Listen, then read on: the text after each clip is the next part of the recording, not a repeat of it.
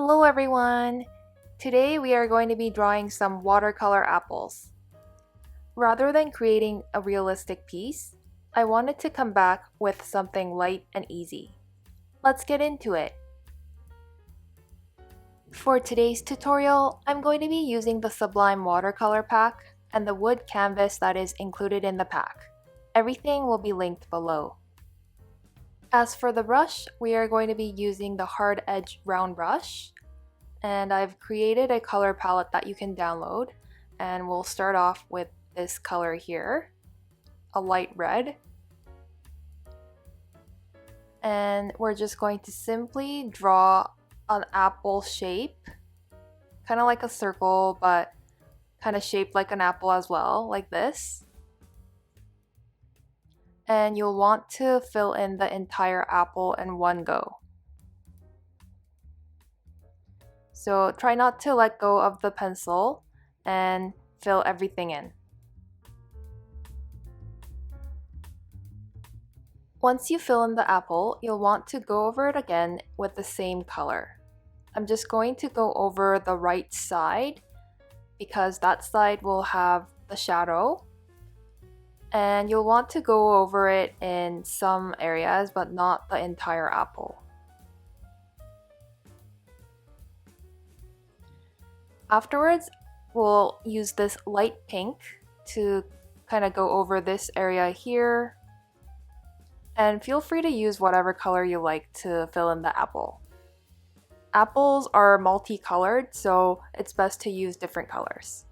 Then we'll use the basic blender and blend out all of these strokes.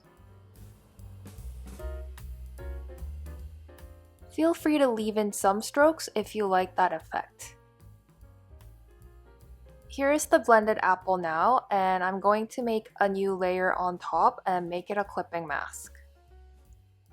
Now we're going to start using a stamp to add more color to this apple. So let's grab a stamp. I'm going to choose this one here and grab any of these colors. If we want to add a highlight, we can choose this yellow here and just pop it in wherever you like.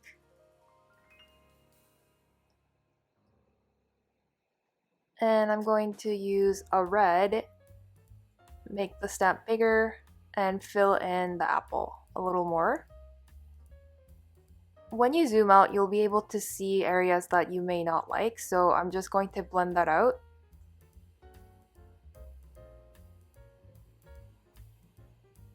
Get back to the red and start using the stamp to create some shadows and make it look 3D.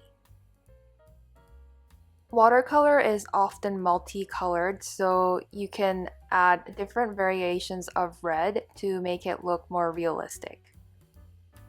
I'm adding a darker shade of red on the right side to make the apple look more 3D. Now I want to fill in this area, but as you can see, the color really doesn't show up in that area. Even with a darker color, it doesn't really show up. So in that case, we have to go back to the layer below and fix it. So let's select this layer now and fill it in. After we fill it in, you'll be able to use the clipping mask layer to use the stamp. So I'm just going to grab my hard edge round brush again and use a light pink to fill in that area. The whole reason why clipping mask layers at times don't work is because the layer below is insufficiently colored or is empty. So we're just filling that gap there and using the basic blender to blend it out. And then we'll just go back to our clipping mask layer on top and try out the stamps again. Once you have filled in your apple, we can make a new layer on top. And let's grab a light brown. A little hesitant there. I'm just getting back to drawing again after a long break.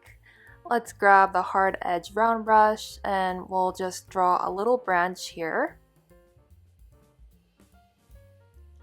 And just go over it again slightly And to blend out little details, you can use the tiny blender. This one here. This blender is really great for tiny areas like this. Next, we can make a new layer and add on a leaf. I'm going to grab this light green here and then just draw a leaf like this. Feel free to layer on multiple shades of green to make it look like real watercolor. I'm just drawing in some details here with a darker green. After the leaf, you're basically done. I've drawn two more to make it look more complete, and I have to say that this is not meant to look too realistic. It's meant to be playful and cute, so I hope you guys all enjoyed this tutorial today. If you have enjoyed this tutorial, please subscribe and hit that like button. Thank you so much for watching, and see you in the next one.